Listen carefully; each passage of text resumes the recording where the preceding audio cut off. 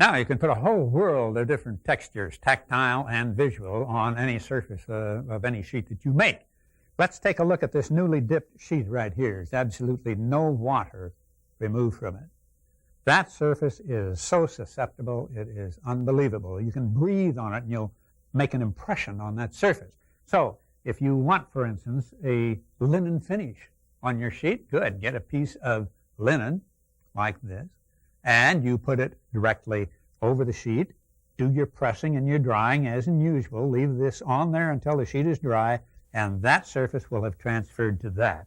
Or you can go to something as rugged as this. This has some very rigid lines in it, raised lines. You can take that and you'll put ridges on the surface of your paper. It's unbelievable.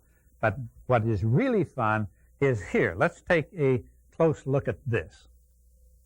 This is a felt I picked up at some craft store, and it has little flowers all over the surface of it, cameo impression.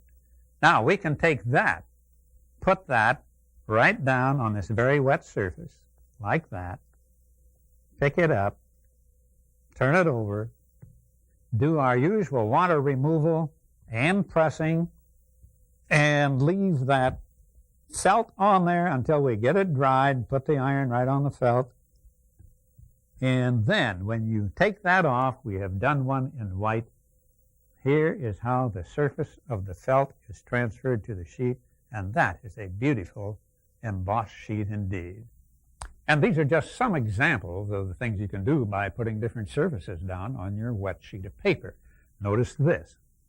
Very beautiful indeed. Here we took a plastic stencil, put it down on the wet sheet of paper, and left it there through the pressing and drying. Now let's move next door to this very beautiful item.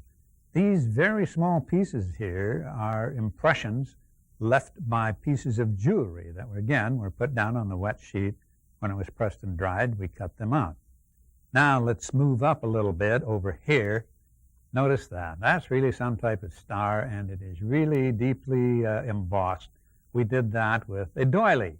So you put the doily on the wet sheet, leave it there through the pressing and drying. And the one I really like is right next to it here, this one right here. Isn't that beautiful? We found a ceiling tile that had that pattern on it. Wouldn't that make a beautiful journal cover? Well, every time you see a different surface or texture, you can transmit it to your sheet.